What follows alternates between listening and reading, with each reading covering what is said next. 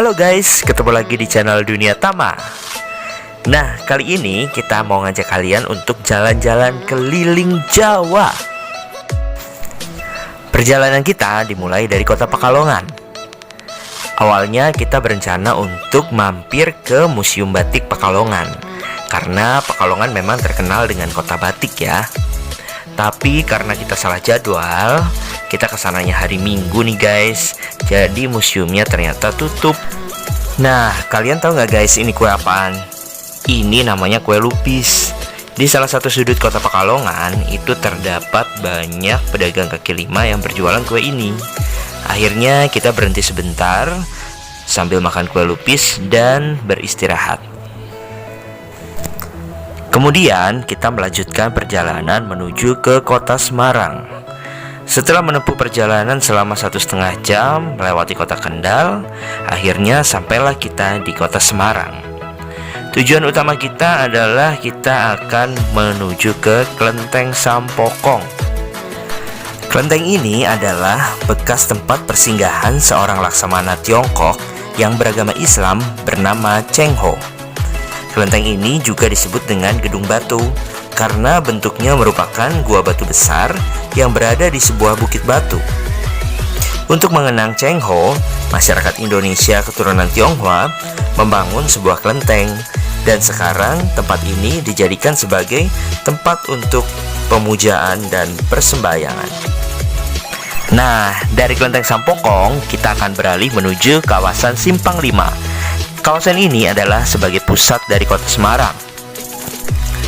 Kalian bisa mengelilingi kawasan Simpang 5 dengan menaiki sepeda hias yang ditawarkan di sepanjang pinggiran area Simpang 5. Keren ya guys. Keesokan harinya kita melanjutkan perjalanan menuju ke kota Demak. Perjalanan keliling Jawa ini kita tempuh dalam waktu 6 hari guys. Ini adalah jalur perbatasan antara Semarang menuju Demak. Setelah menempuh perjalanan selama 40 menit, akhirnya sampailah kita di kota Demak. Tujuan pertama kita adalah menuju ke Masjid Agung Demak. Berikut ini adalah suasana kawasan Simpang 6 yang tepat berada di depan Masjid Agung Demak.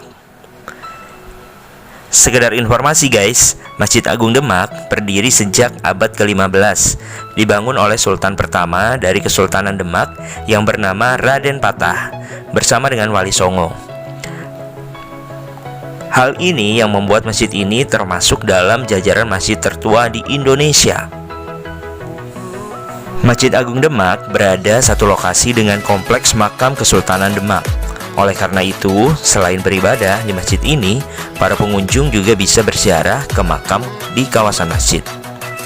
Di sana terdapat makam Raden Patah sebagai raja pertama Demak, kemudian juga ada makam Syekh Maulana Maghribi, serta makam Pati Unus, Raja Demak kedua, dan makam Sultan Trenggono, Raja Demak yang ketiga, dan juga masih banyak lagi yang lainnya.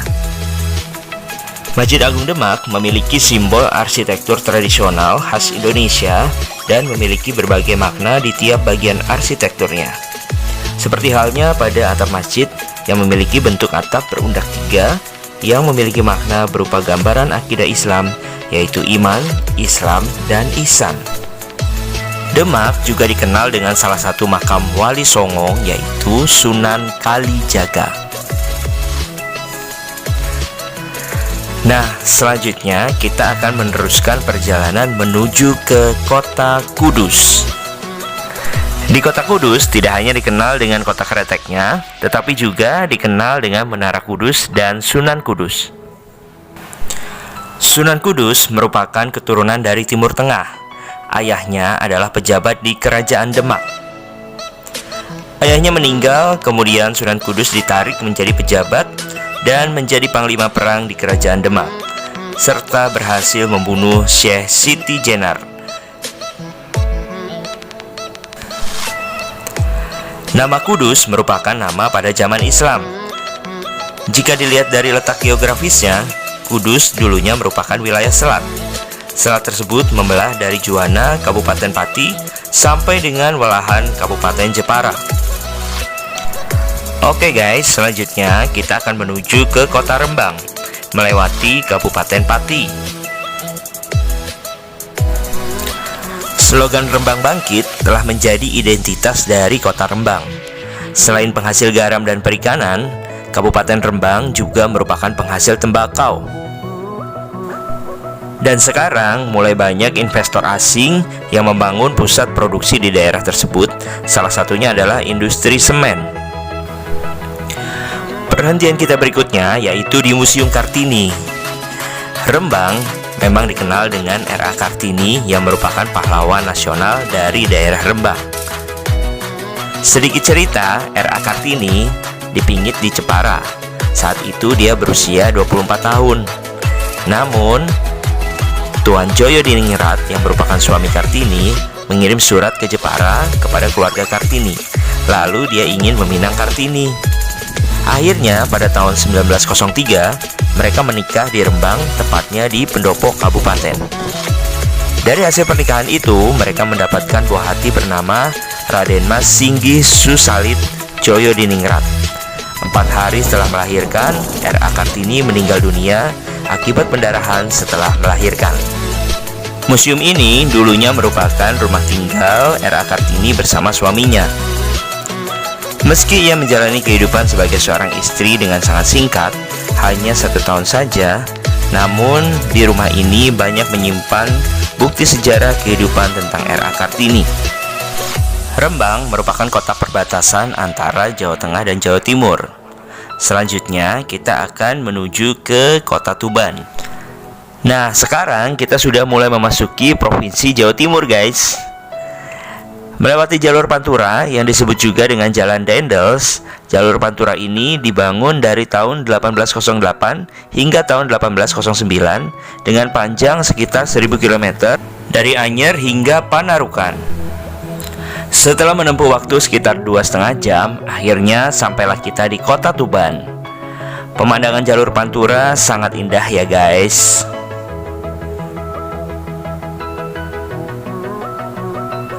Nah, sekarang kita main-main dulu di alun-alun Tuban.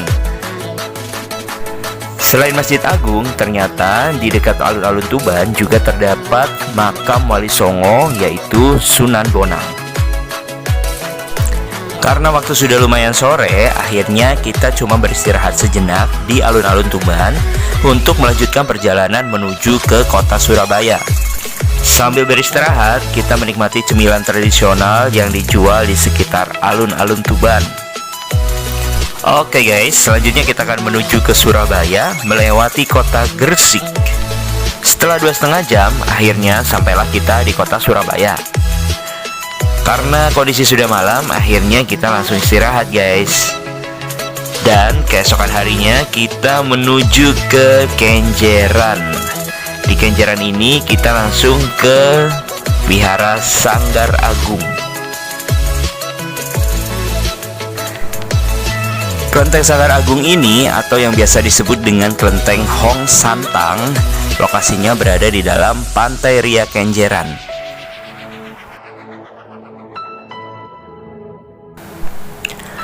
Ciri khas dari Kelenteng Sanggar Agung ini adalah sebuah patung Kuan Im setinggi 20 meter yang terletak di tepi laut. Kelenteng ini didirikan oleh keluarga Sutiaji Yudo dan diresmikan pada tahun 1999, bertepatan dengan Tahun Baru Imlek.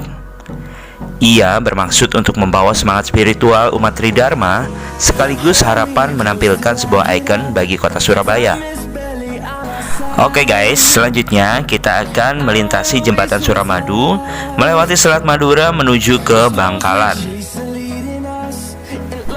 Guys, ini adalah pengalaman pertama saya melewati jembatan Suramadu. Jembatan Suramadu ini sudah diresmikan sejak 11 tahun yang lalu, tepatnya pada tahun 2009. Jembatan ini memiliki panjang sekitar 5,4 km guys. Jembatan ini digagas sejak era Presiden Soeharto dan diresmikan pada era Presiden SBY.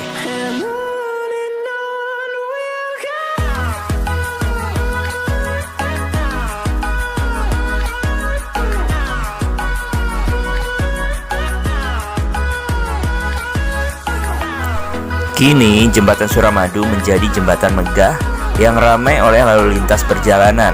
sekaligus menjadi jembatan terpanjang di Indonesia. Sebelum adanya jembatan Suramadu, orang-orang naik kapal feri dari Surabaya menuju Madura ataupun sebaliknya, dan bisa memakan waktu hingga 30 menit guys. Tetapi sejak adanya Suramadu, perjalanan menjadi lebih singkat. Hanya butuh waktu sekitar 10 menit untuk menempuh Madura dari Surabaya. Lebar jembatan ini sekitar 30 meter guys, dan memiliki 4 lajur jalan biasa serta 2 lajur darurat. Lebarnya masing-masing 3,5 meter untuk lajur biasa serta 2,75 meter untuk lajur darurat. Sedangkan bagi pengendara motor, ada lajur sendiri pada sisi bagian luar jembatan Suramadu. Jembatan Suramadu pada dasarnya merupakan gabungan dari 3 jenis jembatan, yaitu jalan layang, jembatan utama, dan jembatan penghubung. Jalan layang dibangun untuk menghubungkan konstruksi jembatan dengan jalan darat melalui perairan dangkal di kedua sisi. Sedangkan jembatan penghubung menghubungkan jembatan utama dengan jalan layang. Sedangkan jembatan utama terdiri dari 3 bagian, yaitu 2 bentang samping sepanjang 192 meter dan 1 bentang utama sepanjang 434 meter. Untuk mengakomodasi pelayaran kapal laut yang melintasi Selat Madura, jembatan ini memberikan ruang bebas setinggi 35 meter dari permukaan laut. Pada bagian inilah yang menyebabkan pembangunannya menjadi sulit dan terhambat, dan juga menyebabkan biaya pembangunannya membengkak guys. Untuk mempercepat perataan pembangunan ekonomi negara, jembatan ini pun tak hanya diperuntukkan bagi kendaraan beroda 4 saja. Kendaraan beroda 2 pun diperbolehkan melewati jembatan Suramadu, namun dengan batasan maksimal 40 km per jam. Sedangkan untuk mobil dibatasi 60 km per jam. Karena dibangun di atas laut, jembatan ini pun rawan terkena badai guys. Maka pemerintah pun melakukan buka tutup jembatan pada saat cuaca tidak memungkinkan. Oke guys, sekarang kita sudah sampai di Kota Bangkalan, Madura. Tujuan utama kita adalah menuju ke kawasan wisata Bukit Kapur Jedih. Pemandangan yang bisa kita lihat di Bukit Jedih sebenarnya merupakan akibat dari penambangan kapur putih selama bertahun-tahun, sehingga membentuk keindahan tebing raksasa dengan bentuk yang eksotis dan artistik. Kita nggak terlalu lama di sini guys, karena cuacanya lumayan panas.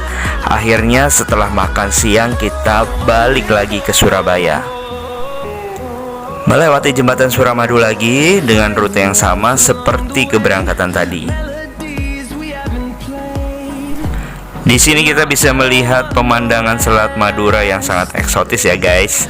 Di sepanjang jalur Suramadu, kanan kirinya kita bisa melihat air laut yang sangat jelas. Nah, dari Surabaya kita langsung menuju ke Kota Malang. Begitu sampai di Malang, kita langsung menuju ke Kampung Warna-Warni. Sebenarnya di situ ada 3 kampung, yaitu Kampung Warna-Warni, kemudian ada Kampung 3D, dan juga seberangnya itu ada Kampung Biru guys. Kreativitas warga Jodipan yang menjadikan kampung mereka sebagai kawasan wisata memang patut untuk diacungi jempol ya guys. Berasa udah kayak di luar negeri nih guys. Selanjutnya perjalanan kita berlanjut menuju ke kota wisata Batu. Nah, sekarang kita mau jalan-jalan dulu di alun-alun Kota Batu.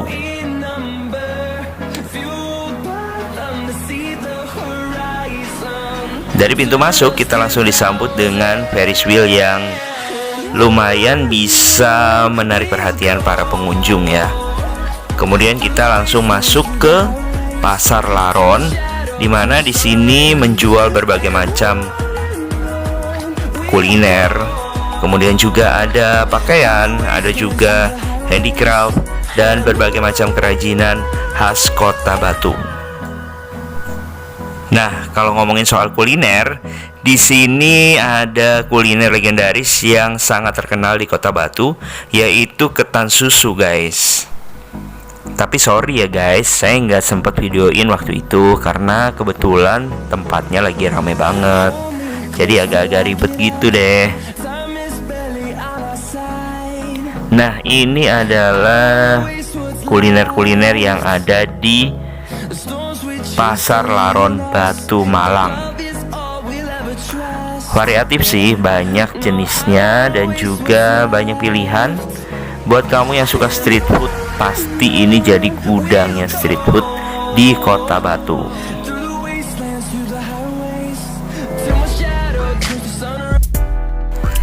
Ini sekitar jam setengah 10 malam ya guys.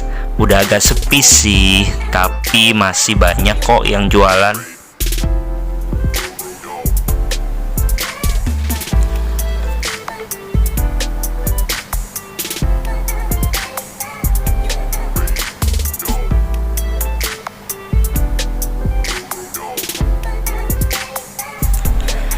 Kita waktu itu sempat nyobain naik Ferris wheel-nya sih. Dengan tiket harganya cuma 5.000 aja guys. Kalian udah bisa menikmati Ferris wheel selama 2 kali putaran. Ya lumayan lah, bisa lihat suasana Kota Batu dari ketinggian. Dan pastinya Kota Batu membawa kenangan yang sangat manis buat saya dan membuat saya ingin berkunjung ke sana lagi guys. Meninggalkan pengalaman seru di Kota Malang, keesokan harinya saya menuju ke Kota Blitar. Ada apa aja sih di Kota Blitar? Tidak hanya dikenal sebagai bumi Bung Karno, Blitar juga menyimpan banyak sejarah penting pada masa Kerajaan Majapahit. Perekonomian Blitar sendiri saat ini masih didominasi pada sektor pertanian, perikanan, dan peternakan. Kabupaten Blitar termasuk salah satu pusat produksi telur terbesar di Indonesia. Dan tujuan utama saya saat ini adalah makam Bung Karno. Bung Karno wafat pada tahun 1970. Kompleks makam Soekarno ini memiliki luas sebesar 1,8 hektar dan dibagi menjadi 3 halaman, teras, dan pendopo.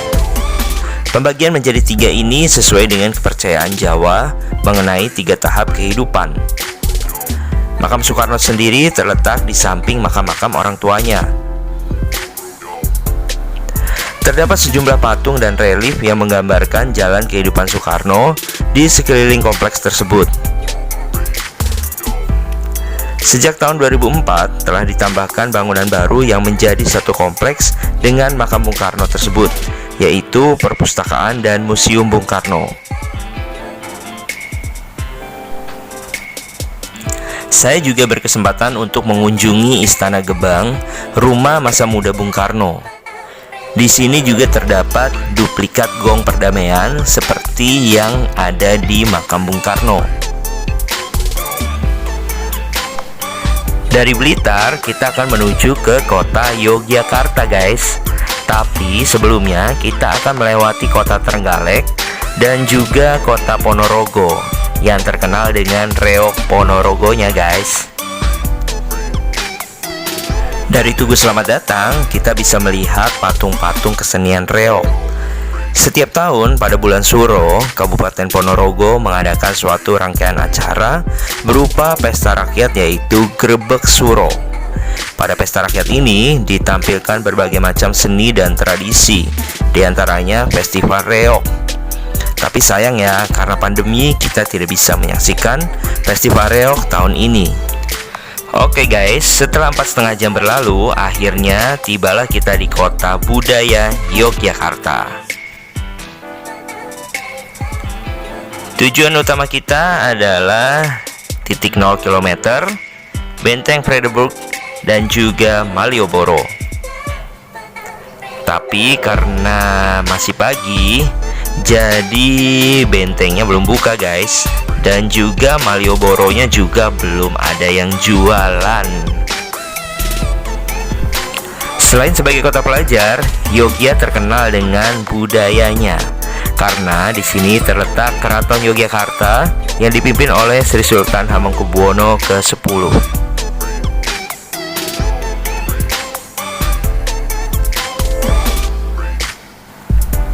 Guys, ini adalah Pasar Beringharjo yang terletak di ujung Jalan Malioboro. Saya juga berkesempatan untuk jalan-jalan ke Plaza Ngasem. Lokasinya tidak jauh dari Water Castle Taman Sari. Plaza Ngasem ini lebih tepatnya seperti area exhibition dan juga pasar tradisional. Di sini kita bisa beli kue-kue aneka macam dengan harga yang murah guys. Nah guys, kita jalan sedikit sekitar 100 meter, kita sudah sampai di Water Castle Taman Sari, Yogyakarta. Ini tuh seperti kebun bunga dari Keraton Ngayogyakarta Hadiningrat. Taman Sari ini dibangun pada saat pemerintahan Sultan Hamengkubuwono pertama. Taman Sari ini dulunya merupakan tempat permandian para istri-istri raja. Dibangun sekitar 500 meter dari Keraton Yogyakarta. Taman Sari ini dipersembahkan oleh Sri Sultan Hamengkubuwono pertama untuk para istri-istrinya yang telah membantu selama peperangan. Dahulu luasnya mencapai lebih dari 10 hektar. Namun sekarang hanya sebagian saja yang tersisa, tapi masih bisa dinikmati keindahannya guys. Dan ini adalah galeri lukisan yang berada di kawasan Taman Sari. Buat kamu yang mau membeli buat tangan dari Taman Sari Yogyakarta, kamu bisa beli lukisan di sini ya guys.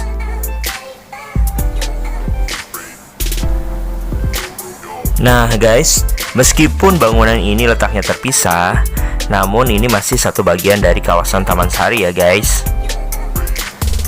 Bangunan ini namanya adalah Sumur Gumuling. 200 tahun lalu, bangunan ini merupakan masjid dari para raja-raja Yogyakarta. Bangunan ini hanya memiliki satu akses keluar masuk, yaitu melewati lorong. Masyarakat Yogyakarta meyakini bahwa lorong panjang ini bisa menembus hingga ke pantai Laut Selatan. Oke guys, dari Yogyakarta kita akan menuju Purwokerto melewati jalur selatan, dan kita akan melewati kota Purworejo. Di Purworejo ini merupakan penghasil buah jambu kristal guys. Kita bisa lihat ya, kebun buahnya ini banyak banget guys. Di sini juga terkenal dengan duriannya guys. Setelah melewati Purwokerto, kita langsung menuju ke jalur utara lagi, menuju ke Cirebon. Di Cirebon ini kita mampir ke Keraton Kanoman. Komplek keraton seluas 6 hektar ini terletak di belakang Pasar Kanoman. Hal yang menarik adalah adanya piring-piring porselen yang tertempel di seluruh dinding keraton. Hal ini tidak hanya terdapat di Keraton Kanoman saja, tetapi hampir di semua situs bersejarah di kota Cirebon. Nah, selanjutnya kita akan menuju ke Batik Trusmi Cirebon. Nah, kalian pasti udah tahu dong guys, bahwa Cirebon terkenal dengan batik Mega Mendungnya. Dan Trusmi ini adalah nama sebuah desa penghasil dari kerajinan batik yang ada di Cirebon. Oke guys, perjalanan kita berakhir sampai di sini. Semoga video ini bisa menginspirasi kalian yang mau keliling Jawa, melewati jalur Pantura dan jalur selatan.